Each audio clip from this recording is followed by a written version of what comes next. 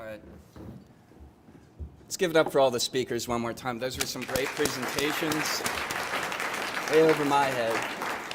I'd like to thank you all again, each and every one of you, for traveling out to our 100-year anniversary tonight. Some of you have come from quite a far away, and some of us merely had to walk over from campus. I was one of those. One thing is common to all of us, though, our experiences at Colorado State University's College of Engineering. When I first came to Colorado, I knew no one within 500 miles of Fort Collins. I had never even been this far west. People always ask me then why I chose CSU in Colorado, and I wish I had some great story for you, but I don't. It was chance. I was fresh out of the Army, and my only real aspiration was not to go back where I had started from. Well, though to be fair, where I started from was New Jersey, so that's a pretty fair sentiment for that state. Sorry to any brother and sister New Jerseyans out there. I wanted a new beginning, and Fort Collins and CSU seemed like the perfect opportunity for me. I originally started out as a health and exercise science student. I made it all the way to my junior year in that program. But the whole time, I realized now that I was drawing closer and closer into this circle of engineering. Friends that I had made who were already in the program kept telling me, "You've got to switch, you've got to switch. You think too much like an engineer not to do it." And I would respond, there's no way. I'm a junior in HES. I barely placed out of Algebra 1 coming here. There's no way I could make it. It'd be insane to change this late in the game. Clinical insanities aside, and cutting a long story short, I took a chance on myself and my abilities. That was in fall of 2012.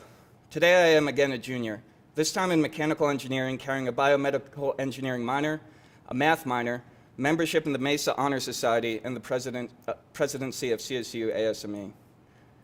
I still recall the day that I received confirmation that I would be allowed to transfer into the program. I had so many college credits coming from HES that I actually needed special permission to transfer in. I remember reading the email on my phone and being elated, at the same time frightened of what I was getting into. I remember thinking, this is one of those things where you know that you don't know what to expect, and you won't know whether you can hang or not until it's too late, until you're too deep in it. But within my first few weeks in the program, while I knew that I would suffer, and I have, I would be okay. This is what interests me. This is what I want to do. I kept repeating that mantra, and I still do, whenever things get tough. And I eventually found that that mantra changed from, this is what I want to do, to this is what I want to be. Maybe it's just me, but I feel a connection within the members of the engineering discipline. Not only with my classmates, but stretching back all the way to those ambitious inventors that ushered in a revolution of industry and science centuries ago. I really do. I mean, it sounds corny, but I do. I sometimes imagine them across the ages just sitting in class alongside of me, and I try to imagine how they would perceive the advances made since their time. I wonder if they would recognize any of their own work within the lectures, or how they would react to those elegant solutions that were the answers to problems that they were never able to solve. And sometimes I wonder what I would see if I was able to sit in a lecture hall 100 years from now. What new revelations would there be? And would I be lucky enough to recognize my own work among them? The truth of the matter is, if we were all to have such a great opportunity to look so far ahead, we would all recognize our own contributions to the discipline of engineering. The discoveries made today, the techniques developed, and the knowledge gained becomes lessons for the future engineer tomorrow. We each contribute to the body of knowledge that was passed on to us, leaving it a little bit larger when we first discovered it.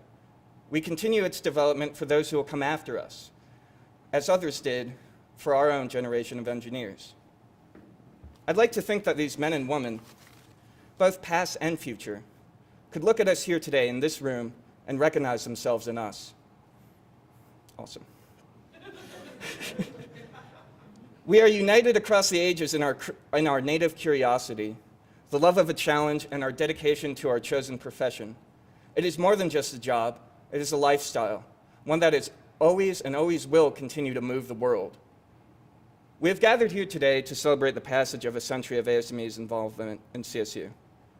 We should also take a moment to celebrate those advances that will come within the next 100 years. They will fundamentally change the human experience in ways that we can only begin to imagine. And if we were to look into the future, we would barely recognize the world as we once knew it. Yet I draw hope and comfort from the fact that we would recognize the spirit of those moving that world forward. I draw strength from those who came before me and have passed on their work for my peers and I to carry forward. And I draw pride in my opportunity to join the ranks of those men and women who dare to create, to build, and to imagine what never was.